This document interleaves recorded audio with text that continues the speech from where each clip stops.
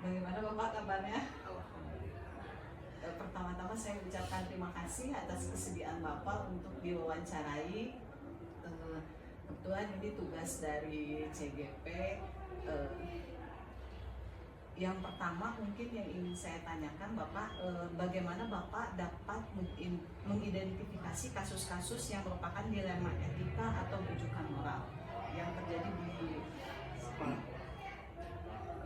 Moral, etika berhubungan dengan perilaku. Tentu kami di sekolah berfokus pada anggota lingkungan sekolah, baik tenaga lapangan, guru, tata usaha, dan paling fokus pada grup informasi-informasi perilaku yang berhubungan dengan bagaimana menghadapi anak. Jadi saya melihat dari beberapa sumber mungkin ya, dari hasil pengamatan, kemudian hasil informasi. Nah itu kasus-kasus itu yang diidentifikasi apa saja, terutama perilaku guru yang berhubungan dengan bagaimana anak merasa nyaman di sekolah, kemudian jenis hukuman, kadang-kadang perilaku guru membuat anak jera atau benci. Nah itu yang sering saya amati dan mendapat informasi dari berbagai sumber gitu ya, terutama dari guru, dari wakil saya, dan termasuk saya membolehkan siswa untuk datang ke ruang ini supaya mereka betul-betul nyaman dan tidak ada jarak dengan kepala sekolah dan siswa gitu. Iya betul Pak. Nah, bagaimana Bapak menjalankan pengambilan keputusan di sekolah Bapak, terutama untuk kasus-kasus di mana ada dua kepentingan yang sama-sama benar atau sama-sama mengandung nilai kebajikan. Saya tentang kasus anak gitu Pak. Ya. Di sekolah kita banyak banget ya Pak. Ya itulah ya, saya mengambil tentu saja dua hal yang sama-sama penting. Tentu ada celah urgensi, tidak mungkin dalam satu waktu dua hal dapat terselesaikan. Yang pertama mungkin yang dari sikap urgensinya, mana yang paling sangat ya, ada penting dan ada sangat penting. Nah, itulah yang diambil sangat penting dulu, ini terutama yang memberikan dampak negatifnya lebih besar. Nah itu yang lebih dulu dilakukan. Maka itulah yang diutamakan untuk mengambil keputusan. Yang kedua, jikalau itu harus dilakukan dalam satu waktu, alhamdulillah kami punya teman, punya wakil gitu ya. Kalau memang harus diselesaikan dalam bersamaan, kami mungkin awalnya ya menyatukan persepsi dulu bahwa ini kasus ini. Kalau harus diselesaikan bersama-sama, maka saya menggunakan rekan-rekan yang potensi dalam menyelesaikan itu gitu ya. Bapak pernah nggak menemukan kasus misalkan terutama tentang siswa yang dilema, misalkan gini, kalau dia berhenti sekolah dia tidak bisa melanjutkan kemana-mana gitu, tapi kalau tidak dinaikkan kelas misalkan, pernah menemukan kasus seperti itu gak Pak? Kayaknya tiap tahun ada. Tiap tahun ya Pak ya? Ada. Ya kadang-kadang kan guru kesel juga ya. Kalau melihat guru kesel gitu karena mungkin jarang sekolah, dilihat dari segi ekonominya rendah gitu. Dijengkelin. Bayangkan bagaimana seorang pengajar gitu ya. Maka disitulah saya harus memberikan pemahaman kepada mereka, terutama melihat bagaimana masa depan anak ini setelah kita memutuskan bahwa itu tidak naik gitu. Jadi kami berusaha memberikan pemahaman kepada ibu bapak guru untuk membantu, barangkali kalau ini tidak dinaikkan negatifnya begini, kalau dinaikkan kita harus bekerja sama untuk membimbing anak itu gitu ya. Jadi saya berusaha untuk bermusyawarah dengan mereka supaya walaupun mungkin sedikit kita harus bekerja keras gitu ya. Dan alhamdulillah guru-guru sudah setuju. Dan ada satu hal yang keputusannya memang harus pahit gitu. Ada juga siswa yang kami sudah bantu apapun secara materi itu juga udah kami bantu gitu. Dan pada akhirnya tidak ada perkembangan, terutama dukungan dan siswanya.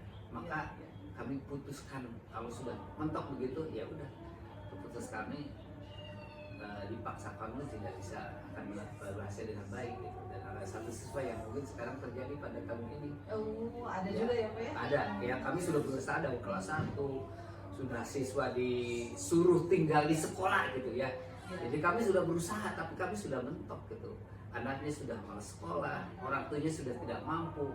Kami guru-guru sudah mendukung penuh. Apa kekurangannya? Biaya kami siap. Ya. Baju kami siap. Ya. Nah ini nggak mungkin putusan yang sangat menyedihkan saya dengan rekan-rekan gitu ya. Pada akhirnya mengundurkan diri. Jadi biasanya Bapak langkah-langkah yang Bapak lakukan untuk misalkan memutuskan itu biasanya solusi dulu ya terhadap Ya, masalah-masalah ya, anak. ya. Ketika sudah tidak bisa dibantu, Ya. baru diputuskan yang terburuk gitu ya Pak ya. Ya itu. Jadi kami berusaha negatif apapun anak-anak berusaha ya. Jadi apa masalahnya? Ongkos. Ya kami usahakan dengan ongkosnya. Dan orang tua kami panggil gitu. Iya. Di manakala siswa yang sudah mentok, sudah nggak bisa ditolong ya, solusinya sudah kita ambil. Nah kita harus bagaimana lagi selain keputusan ini adalah kehendak dia, bukan kehendak kami. Iya. Oke. Nah, berikutnya Bapak, hal-hal apa saja yang selama ini Bapak anggap efektif dalam pengambilan keputusan pada kasus-kasus dilema etika tadi, kayak misalkan yang kita sudah bantu ternyata Ya.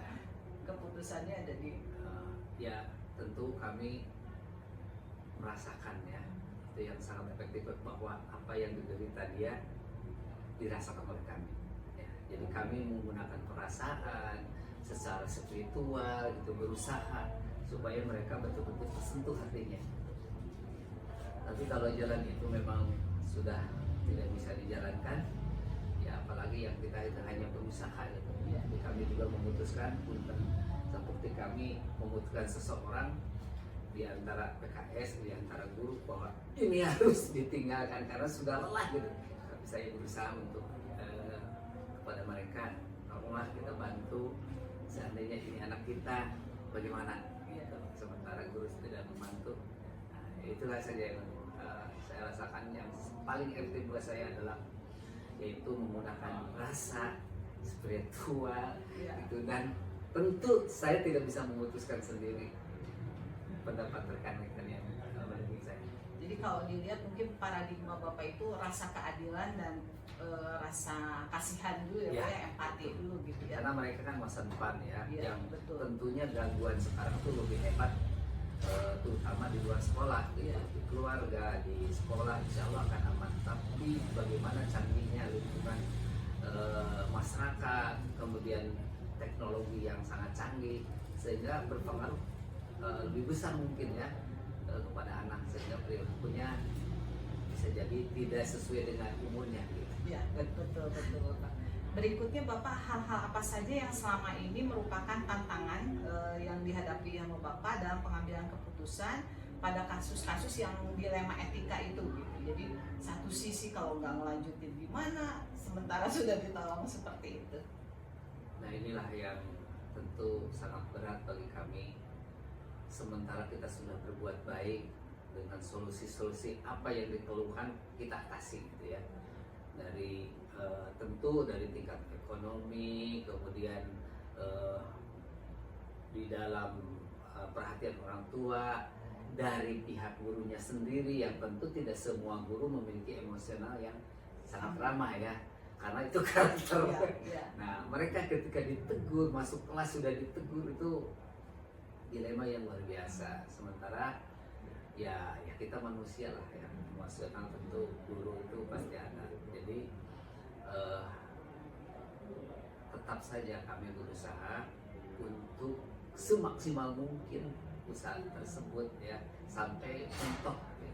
dan saya punya prinsip dengan rekan-rekan usaha, kita cuma bisa membimbing, mengarahkan, hasilnya ya kita Ya, yang penting ikhtiar ya. Ikhtiar, Oh, ya. jadi tantangannya dari guru-guru yang Nah, karakter guru-guru gitu. yang tidak menerima Karakter keputusan orang tua Bapak ya. dan dia satu karakter guru, dan ada juga orang tua yang selalu kadang-kadang membela anaknya walaupun salah. Ya, betul. Itu tantangan juga gitu. Tantangan juga ya, Pak. Bagaimana kita menyatukan antara fisik kita atau pemahaman kita dengan orang tua ya. Nah, yang dilema kita juga kadang-kadang guru gitu. Sementara guru ini tentu saja perannya sangat besar di sekolah ya. Ketika kita mau menegur harus hati-hati Ya. supaya semangat mereka Tidak tidak hilang. hilang gitu. Ya. Ya, jadi pada dasarnya mungkin ada sebagian kecil lah yang dipengaruhi oleh rekan kita juga gitu ya. Oke, selanjutnya Bapak, apakah Bapak memiliki sebuah jadwal gitu dalam sebuah penyelesaian kasus dilema etika? Lalu apakah Bapak langsung menyelesaikan di tempat atau memiliki jadwal gitu untuk menyelesaikannya? Lalu bentuk atau prosedur seperti apa yang Bapak jalankan? Ya, di situ ada yang bersifat segera. Ya. Itu ada yang sifatnya mungkin ini tidak perlu di sini nih, perlu dipertimbangkan juga etika bagaimana kita menghargai seseorang. Gitu. Kalau memang perlu di situ saja ditegur, ya maka saya mencoba ya. Kemudian ada yang bersifat individual, ada yang bersifat kelompok. Seandainya bersifat individual, maka saya panggil ke sini dan berbicara ya langsung. Di antaranya beberapa teman kita guru yang tentu itu masalahnya pribadi gitu ya. Dan ada yang bersifat umum, ya utamanya berkaitan dengan pembelajaran. Ya, kalau saya menemukan ada guru ini tidak ditegur sendiri, tapi semuanya, karena ini juga memberikan manfaat bagi orang lain. Pembelajaran. Ya, pembelajaran bagi orang lain. Secara jadwal, tentu kita punya jadwal. Kebetulan kita ngobrol hari Jumat di sini setiap minggu. Nah, disitulah diselipkan kalau ada hubungannya yang ini untuk perlu disampaikan untuk umum. Tapi secara pribadi dia yang tidak perlu melibatkan lain, ya saya panggil di sini. Jadi secara khusus jadwal tidak ada, tapi kami berusaha untuk setiap kejadian gitu, setiap kejadian ditanggapi. Tapi secara umum kami jadwalnya insya Allah setiap minggu hari Jumat. Ada ya. Berikutnya Bapak, adakah seseorang atau faktor-faktor apa yang selama ini mempermudah atau membantu Bapak dalam pengambilan keputusan dalam kasus-kasus dilema etika? Secara pribadi saya membersihkan diri dulu ya. Karena itu penting ya. Saya menjauhi secara emosional, saya menjauhi itu. Dan yang kedua tentu teman-teman dekat saya itu sangat membantu sekali. Saya selalu meminta pandangan, pendapat bagaimana memecahkan ini. Insya Allah saya tidak pernah sendiri untuk menyelesaikan masalah, tapi dari masukan-masukan. Dan alhamdulillah setelah diputuskan akhirnya ya sukses lah insya Allah. Siap Bapak. Nah, dari semua hal yang telah Bapak sampaikan, pembelajaran apa yang dapat Bapak petik dari pengalaman Bapak mengambil keputusan dilema etika? Alhamdulillah apa yang terjadi itulah kembali ke saya. Apapun yang mereka lakukan pada prinsipnya pembelajaran buat saya.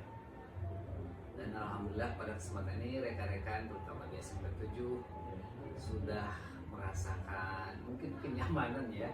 Kenyamanan saya tidak bisa menerima informasi dari mereka, tapi dari luar. Saya nggak pernah menerima bahwa bapak begini di SMP 7 begini, tapi mereka di luar yang sedengar, artinya makna yang telah kita lakukan di sini untuk bermanfaat terutama buat saya. Ya. Demikian Bapak wawancara kita hari ini. Saya ucapkan terima kasih atas waktunya. Mudah-mudahan ini semua menjadi pengalaman buat saya juga bagaimana memutuskan dilema etika dari Bapak sebagai pimpinan sekolah. Terima kasih, tetap semangat Ya. buat kita untuk sekolah kita. Ya, semangat ya. Iya. Terima kasih Pak. Terima kasih. Terus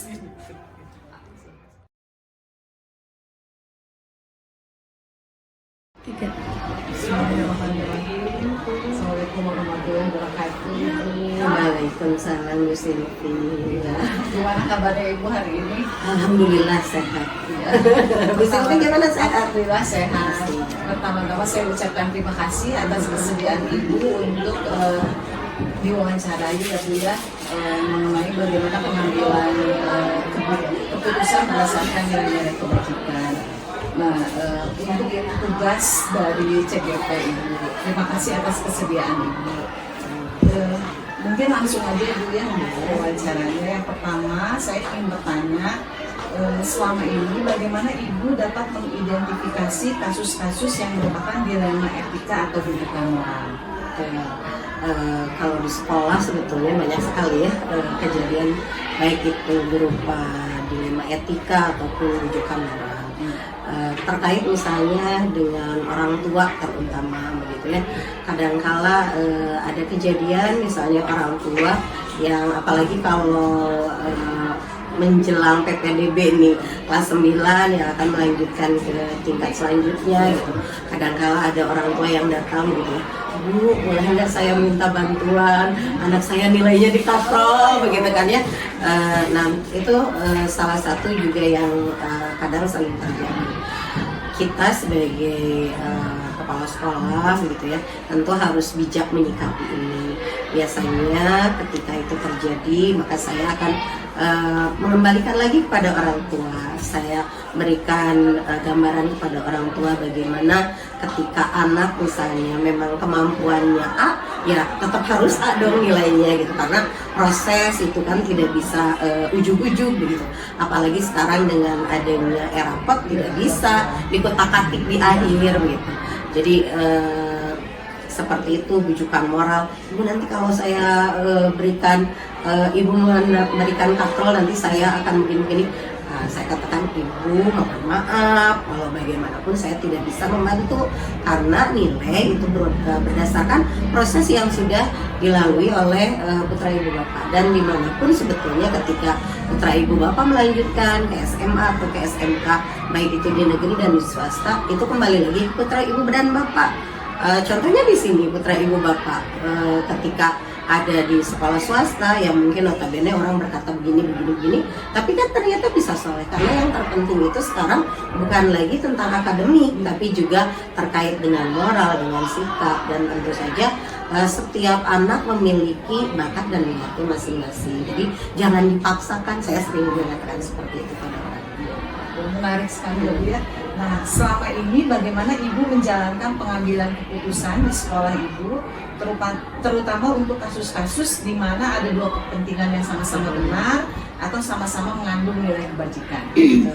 Ketika ada satu kasus seperti misalnya tadi ya, ada orang tua yang ingin anaknya nilainya dikatrol gitu, karena berharap bisa masuk ke SMA negeri misalnya. Nah, saya sampaikan bahwa sekarang itu sebetulnya nilai bukan hal yang utama, karena ada juga kan dari jarak karena zonasi begitu. Nah, ketika ada kejadian seperti tersebut, biasanya saya mengajak diskusi juga dengan rekan-rekan guru yang lain. Kemudian saya juga ajak ngobrol siswa yang bersangkutannya, termasuk tadi setelah kita berunding dengan rekan-rekan guru, terutama BP begitu ya, BK, kepada siswanya juga, maka kita akan kembali menyampaikan itu kepada orang tuanya. Sebetulnya ketika terjadi bujukan moral gitu ya, apalagi antara benar dan benar gitu terjadi, memang dilema juga ya di hati kita gitu sebagai seorang pemimpin, ingin juga membantu sesuai dengan harapan orang tua gitu, sekolah yang diinginkan, tetapi kita juga harus mengembalikan lagi kepada aturan yang ada. Jadi walaupun benar, tapi kalau tidak sesuai dengan aturan, ya tentu itu tidak bisa kita lakukan. Jadi rule based thinking gitu ya Bu. Oke. Selanjutnya Ibu, langkah-langkah atau prosedur seperti apa yang biasa Ibu lakukan selama ini?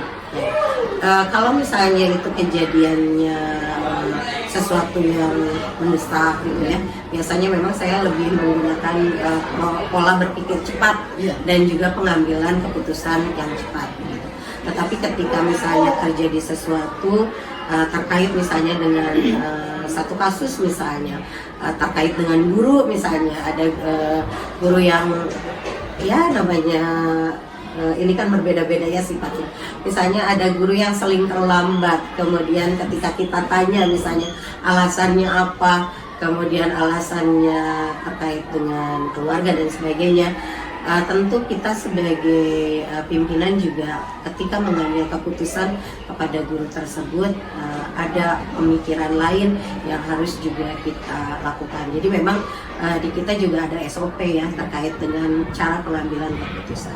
Atau juga misalnya ketika kita membuat program nih terkait dengan siswa itu juga sama, kadangkala berbenturan misalnya pengambilan kebijakan untuk pengambilan satu program misalnya seperti edwisata misalnya, kadang-kadang kan suka ada kepentingan lain gitu ya. Nah seringkali itu kita kembalikan lagi dengan cara yaitu tadi musyawarah. Jadi langkah-langkahnya salah satunya adalah musyawarah, tergantung urgensi Ya, dari sebuah kejadian gitu ya. Oke. Hal-hal apa saja yang selama ini Ibu anggap efektif dalam pengambilan keputusan pada kasus-kasus dilema etika? Oke, kalau selama ini untuk pengambilan keputusan yang sering dilakukan itu yaitu tadi biasanya saya mengajak diskusi itu ke staf dulu ya, karena tidak semua kejadian itu harus diketahui oleh semua. Jadi saya biasanya diskusi dengan staf, kemudian kita cari mana yang lebih besar manfaatnya gitu dibandingkan mudaratnya. Itu yang kita lakukan sehingga ketika terjadi dilema etika, maka kembali lagi tadi rule-nya mana. Tidak hanya etika yang kita tonjolkan, tapi kita melupakan aturan kebijakan yang ada. Jadi tetap harus kita mulai segala sesuatu dari aturan yang ada, kesepakatan yang sudah kita buat, baru kemudian kita buat kebijakan. Siap. Berikutnya Ibu, hal-hal apa saja yang selama ini merupakan tantangan dalam pengambilan keputusan pada kasus-kasus dilema etika? Ya. Tantangannya. Tantangannya ya yang pasti adalah adanya perbedaan pendapat ya. Kemudian itu tadi kalau dilema etika berarti kan di dalam jiwa kita aja berkecamuk, aduh ini kebijakan yang kita ambil bener nggak nih gitu kan ya, apalagi kalau ada bujukan moral gitu ya, ini kira-kira kepentingannya mana nih gitu ya yang lebih ini. Nah itu selalu terjadi begitu, hanya saja ya kita kembali lagi ketika terjadi perbedaan pendapat, kemudian ada berkecamuk gitu ya, dilema gitu, maka kita kembalikan bahwa kita punya kesepakatan, kita punya aturan, dan jangan sampai kesepakatan yang kita buat malah dilanggar sendiri oleh kita. Siap. Itu tantangannya. Lalu berikutnya, apakah Ibu memiliki sebuah jadwal tertentu dalam sebuah penyelesaian kasus dilema etika? Apakah Ibu langsung menyelesaikan di tempat atau memiliki sebuah jadwal untuk menyelesaikannya? Bentuk atau prosedur seperti apa yang biasanya Ibu lakukan? Ya, tadi kembali lagi tergantung kasusnya. Kalau misalnya kasusnya memang diperlukan cepat, gitu, maka biasanya saya menyelesaikan hari itu juga. Dan tergantung juga kasusnya seperti apa. Apakah memang bisa diselesaikan hari itu juga secara langsung setelah kita misalnya berembuk gitu, atau mungkin kadangkala saya juga mengambil keputusan sendiri karena misalnya kasusnya tidak terlalu berat gitu.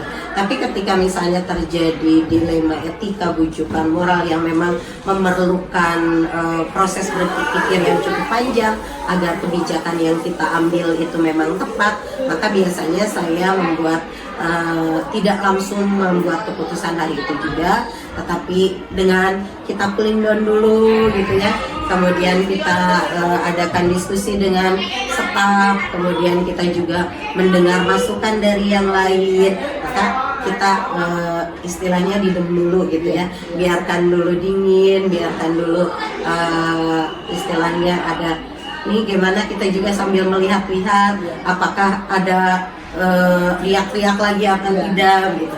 Jadi memang tergantung kasusnya seperti apa. Kalau bisa diselesaikan hari itu kita selesaikan. Tapi kalau misalnya perlu waktu, maka kita juga melakukan proses diskusi dulu. Tidak ada jadwal tetap atau jadwal khusus sih kalau untuk kejadian-kejadian terkait dengan dilema etika ataupun rujukan. Gitu. Karena biasanya memang kejadiannya itu kan meletup gitu ya, tidak tiba-tiba, nggak mungkin ada jadwal gitu kalau ada kasus-kasus seperti itu kan ya. Iya, betul. Nah, selanjutnya adakah seseorang atau faktor-faktor yang selama ini mempermudah atau membantu ibu dalam pengambilan keputusan?